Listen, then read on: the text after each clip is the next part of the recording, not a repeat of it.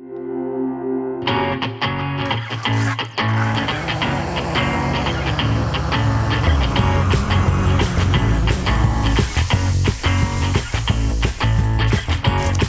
Olivier. Bonjour Julia. Alors aujourd'hui, qu'est-ce que nous allons faire? On va réaliser un enduit extérieur.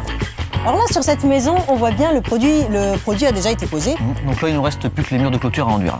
Donc là, sur la maison, la norme nous oblige à réaliser l'enduit en 2 couches pour bien imperméabiliser la maison. Par contre, pour les murs de clôture, on va seulement faire une couche. Oui, c'est simplement pour l'aspect décoratif, voilà. esthétique. Voilà. Donc la première étape, on va bien vérifier que notre support est sain, propre, Voilà. prêt à recevoir le produit. Voilà. Et à ce moment-là, on pourra coller les baguettes d'angle.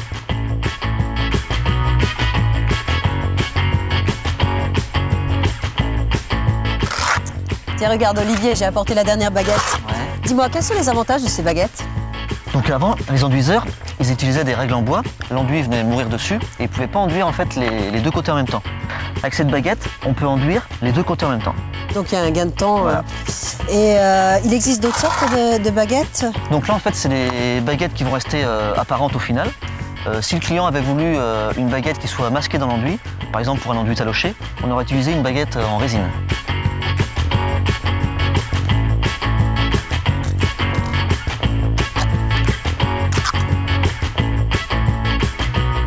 Donc là, tu vois, Julia, là, on doit faire attention parce qu'on a 2 supports différents. Un support béton, un support parpaing. Donc là, l'enduit va travailler différemment. Donc pour remédier à ce problème, on va utiliser une armature en fibre de verre. Donc ça va permettre à l'enduit d'avoir une meilleure tenue.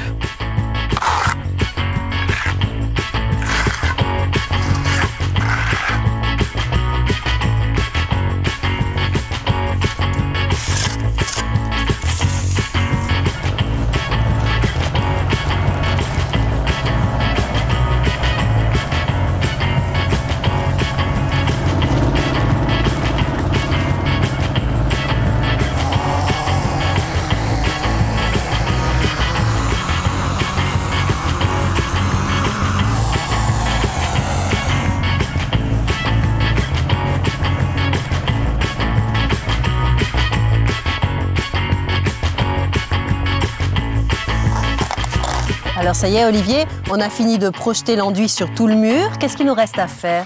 Donc maintenant, Julia, on va attendre un petit peu pour faire une finition grattée. On va attendre que l'enduit durcisse. Combien de temps tu attends? On va attendre à peu près 3 heures. Si ça avait été une finition lissée, on aurait attendu un petit peu moins longtemps.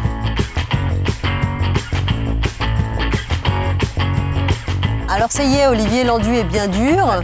Donc là, on va pouvoir commencer à le gratter. Donc je vais commencer avec la règle en H pour venir casser un petit peu les bosses, les endroits où on a mis un peu trop d'enduit. Oui. Et ensuite, tu pourras enchaîner avec la grille.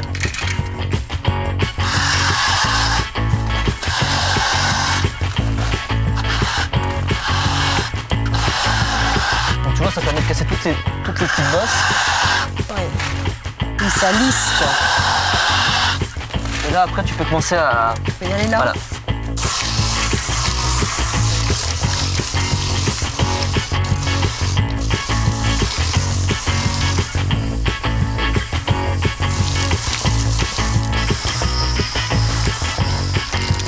Alors ce qu'il y a de pas mal Olivier quand même avec ce produit, c'est qu'on avait un sac prêt à l'emploi. Par contre, alors dans ce sac-là, c'était une couleur blanche.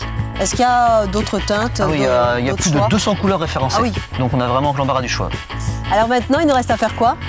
Donc là, quand on aura fini de gratter tout le mur, on va pouvoir nettoyer notre chantier et venir rapporter un lit de gravier en pied de mur pour éviter les projections de terre sur le mur.